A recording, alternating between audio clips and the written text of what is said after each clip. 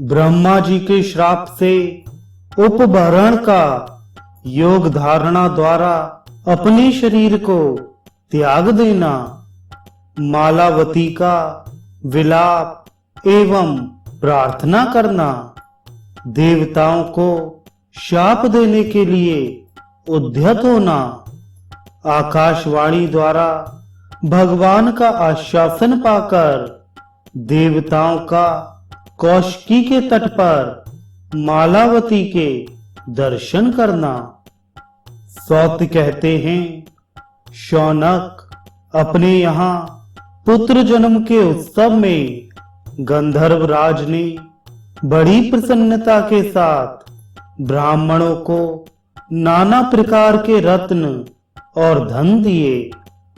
समयानुसार बड़े होने पर उपबरहण ने वशिष्ठ जी के द्वारा परम दुर्लभ हरि मंत्र की दीक्षा पाकर दुष्कर तपस्या प्रारंभ की। एक समय की बात है, वे गंडकी के तट पर विराजमान थे। उन्हें युवावस्था प्राप्त हो चुकी थी। उस समय 50 गंधर्व कन्याओं ने उन्हें देखा। देखते ही वे सब की सब मोहित हो गईं। उन सब ने उपबरण को पति रूप में प्राप्त करने का संकल्प ले योग शक्ति से प्राणों को त्याग दिया और चित्ररथ गंधर्व के घर जन्म लेकर पिता की आज्ञा से उनके साथ विवाह किया। उपबरण ने दीर्घ काल तक उन सबके साथ विहार किया। चिरकाल तक निरंतर उनके साथ राज्य करके एक दिन वे ब्रह्मा जी के स्थान पर गए और वहां श्री हरि का यशोगान करने लगे। वहां रंभा को नृत्य करते देख उपबरण के मन में वासना जाग उठी और उनका वीर्य स्खलित हो गया। इससे उनकी बड़ी हंसी हुई और ब्रह्मा जी ने उन्हें श्राप देते हुए कहा, तुम गंधर्व शरीर को त्याग दो और शूद्र योनि को प्राप्त हो जाओ। फिर समयानुसार वैष्णवों का संसर्ग प्राप्त कर तुम पुनः मेरे पुत्र के रूप में प्रतिष्ठित हो जाओगे।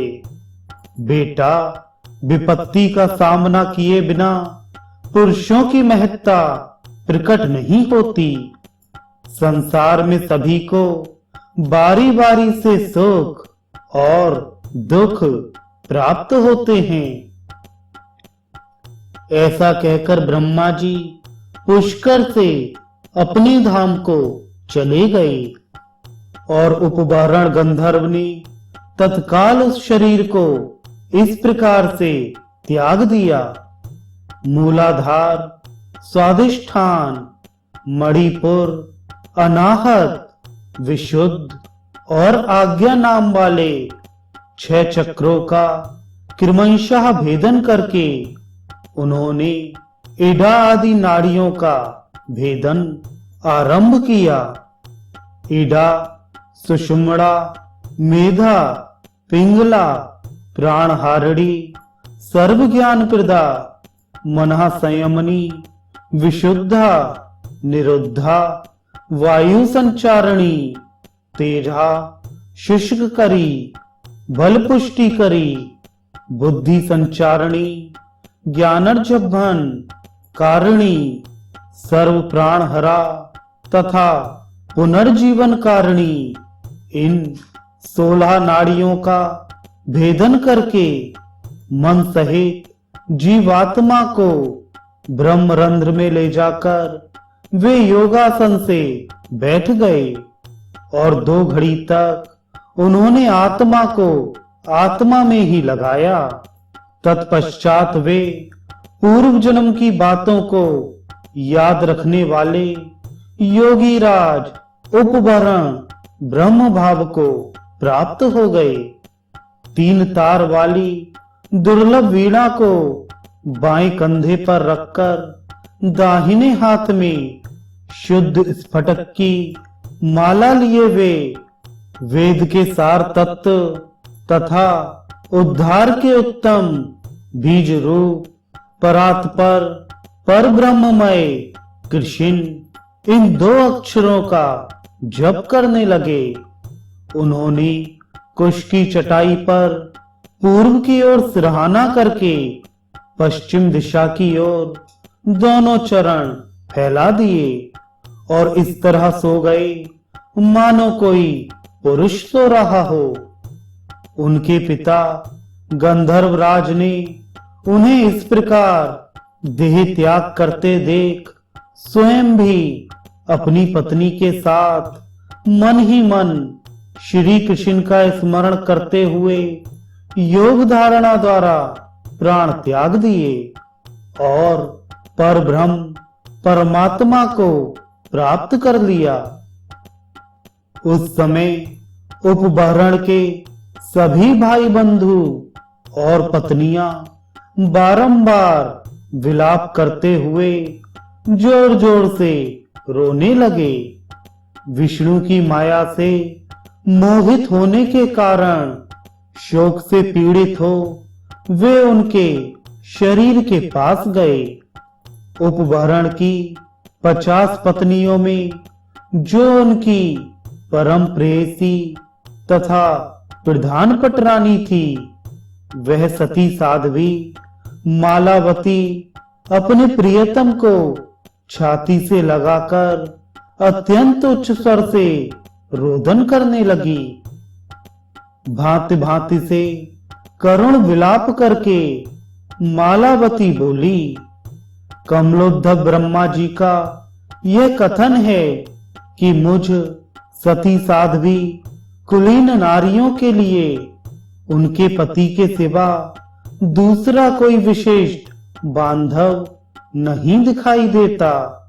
अतः हे दिशाओं के स्वामी दिक्पालों, हे धर्म, हे प्रजापते, हे गिरीश शंकर तथा हे कमलाकांत नारायण, आप लोग मुझे पति दान दीजिए। ऐसा कहकर विरह से आतुर हुई चित्ररथ की कन्या मालावती वहीं उस दुर्गम गहन वन में मूर्छित हो गई। प्रियतम को अपने वक्ष स्थल से लगाकर पूरे 1 दिन और 1 रात वह अचेत अवस्था में वहां पड़ी रही। उस समय संपूर्ण देवताओं ने उसकी रक्षा की। प्रातः काल फिर होश में आने पर वह पुनः जोर जोर से विलाप करने लगी। उस सती ने श्री हरि को संबोधित करके पुनः वहां इस प्रकार कहा। मालावती बोली, हे श्री कृष्ण, आप संपूर्ण जगत के नाथ, स्वामी तथा संरक्षक हैं। नाथ, मैं जगत से बाहर नहीं हूं। प्रभो, आप ही जगत के पालक हैं। फिर मेरा पालन क्यों नहीं कर रहे हैं? यह पति हैं और मैं इनकी स्त्री हूं। इस प्रकार जो इदम और मम का भाव उत्पन्न होता है वह आपकी माया की ही करामात है। आप ही सबके स्वामी हैं और ऐसा होना ही अधिक संभव है क्योंकि आप ही सबके कारण हैं। कर्म के फल से गंधर्व उपवरण मेरे प्रियतम पति हुए और कर्मवश ही मैं उनकी प्रियतमा पत्नी हुई। अब कर्म भोग के अंत में वे मुझ प्रिया को किस स्थान में रखकर कहां चले गए? अथवा प्रभो, कौन किसका पति या पुत्र है तथा कौन किसकी प्रिया है? विधाता ही कर्म के अनुसार प्राणियों को एक दूसरे से संयुक्त और वियुक्त करता है। संयोग में परम आनंद मिलता है और वियोग में प्राणों पर संकट उपस्थित हो जाता है।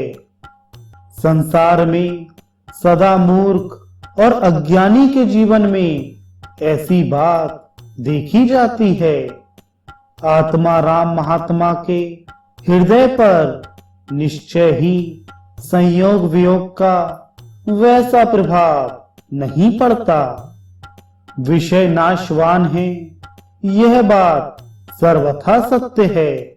तथापि भूतल पर विषय भोग ही बांधव बना हुआ है।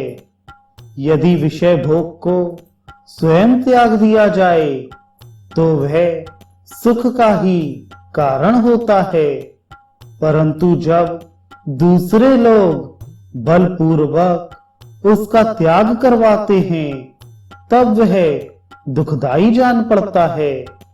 इसलिए साधु पुरुष महान से महान मनोवांछित ऐश्वर्य को स्वयं त्याग कर भगवान श्री कृष्ण के चरणार विंदों का जहां आपत्ति या विपत्ति की पहुंच नहीं है सदा चिंतन करते हैं।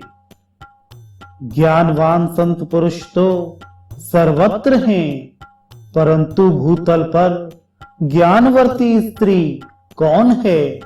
अतः मुझ मूढ़ अबला को आप मनोवांछित पति प्रदान करें। मैं अमृत तो नहीं चाहती, इंद्र पद की इच्छा नहीं रखती और मोक्ष के मार्ग में भी मेरी रुचि नहीं है। अतः आप मेरे इन श्रेष्ठ प्राण वल्लभ को ही मुझे लौटा दें, क्योंकि ये मेरे लिए धर्म, अर्थ, काम और मोक्ष चारों पुरुषार्थों की प्राप्ति कराने वाले श्रेष्ठ देवता हैं। जगदीश्वर पृथ्वी पर जितनी भी स्त्री जातियां हैं उनमें से किसी को भी विधाता ने इन गंधर्व कुमार के समान गुणवान पति नहीं दिया है। इसके अनंतर मालावती अपने स्वामी के गुणों का बखान करने लगी और अंत में सहसा कुपित हो नारायण, ब्रह्मा, महादेव तथा धर्म आदि समस्त देवताओं को संबोधित करके उन्हें श्राप देने को उद्यत हो गई। तब ब्रह्मा आदि देवताओं ने क्षीर सागर के तट पर जाकर भगवान विष्णु की शरण ली और मालावती के भीषण श्राप से बचाने की उनसे प्रार्थना की। देवताओं के प्रार्थना कर चुकने पर आकाशवाणी हुई, देवताओं अब तुम लोग जाओ। यज्ञ के मूल हैं भगवान विष्णु, वे ही ब्राह्मण का रूप धारण करके मालावती को शांत करने तथा तुम लोगों को श्राप के संकट से बचाने के लिए जाएंगे। आकाशवाणी का यह कथन सुनकर सब देवताओं का हृदय प्रसन्नता से खिल उठा। वे सबके सब उत्कंठित हो कौशिकी के तट पर मालावती के स्थान में गए। वहां पहुंचकर देवताओं ने उस सती मालावती देवी को देखा। वह रत्नों के सारभूत इंद्रनील आदि मणियों के आभूषणों से उद्दीप्त हो भगवती लक्ष्मी की कला सी जान पड़ती थी। उसके अंगों को अग्नि में तपाकर शुद्ध की हुई सुनहरी साड़ी सुशोभित कर रही थी। भाल देश में सिंदूर की बेंदी शोभा दे रही थी। वह शरत काल के चंद्रमा की शांत प्रभासी प्रकाशित होती और अपनी दीप्त से संपूर्ण दिशाओं को उद्भासित करती थी। पति सेवा रूप महान धर्म का अनुष्ठान करके चिरकाल से संचित किए हुए तेज से अग्नि की उत्तम एवं प्रज्वलित शिखा सी उद्दीप्त हो रही थी।